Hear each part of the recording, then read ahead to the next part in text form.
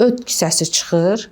Məsələn, xəstə gəlir, biz yanma, göynəmə, ağızda acılıq, keçməyən köp şikayəti, doktor ölürəm ağrıdan, bir belə yeyirəm, elə bir dünyanı yemişəm, şişkinlik. Biz deyirik ki, mədənizə baxaq, sizdə yəqin öd qastriti var. Ay doktor, mənim ödüm yoxdur.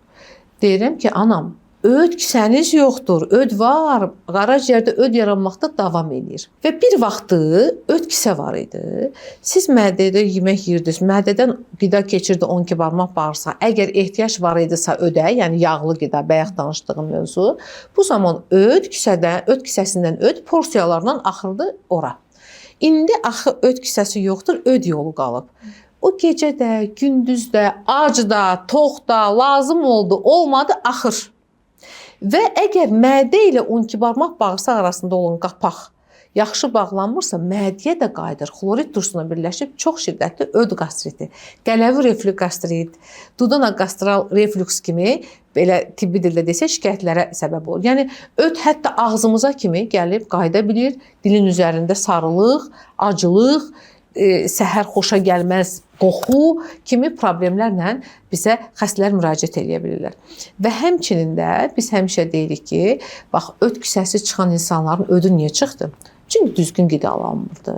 Çünki hər hansı bir səbəbdən indi biz o belə deyək də, o hansı ki çox az səbəblər onları çıxırıq, genel olaraq danışırıq. Yağlı yeyir, çünki kiloludur, çünki qoyun ətini çox sevir, çünki çörəyi çox yeyir və s. və ilaxır. Bu öd kisəsi çıxandan sonra bunlar daha da rahatlayırlar. Mən sizə deyim. Deyək ki, ay nə gözəl, neçə vaxt yeyən kimi ağrım olurdu. Elə mən elə yeməliyəm. Çünki rahat yeyirlər hər şeyi. Köklənirlərdən də. Həm də kilo alırlar, həm də ki, bir də görürsən ki, aha, sarılıqla gəlib xəstə. Baxırıq ki, deyirik ki, sizin öd yolunuzda daş var. Öd yolunuzda slaç var və yaxud da palçıq var. Ay doktor, bu necə yarandı? Mənim ödüm yoxdur. Onda yenə başlayırıq izah eləməyə. Sizin öd kisəniz çıxıb.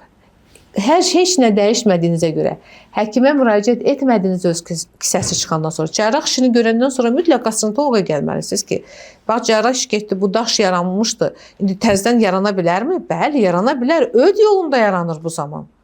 Öd yolu tıxanır bu zaman. Öd yolu yaxşı axmır. Hətta öd yolu tutulduğu üçün pankreatit yarada bilir.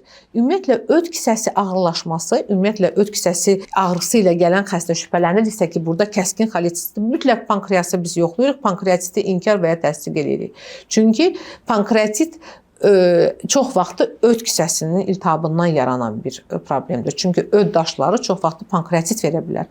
Və xəstənin də kəskin ağrısı ilə pankreatitlə də əlaqədar ola bilər və bu zaman biz hətta cərrahi əməliyyatı belə pankreas sakitləşəndən sonra, pankreatit keçəndən sonra eləyirlər. Antibiotik terapiya, maye yüklənməsi və s. və axır xəstə stasionarda qalır. Pankreas, mədaltı vəzin deməli işi normallaşır. Ondan sonraki mərhələdə bəli əməliyyat planlaşdırılır.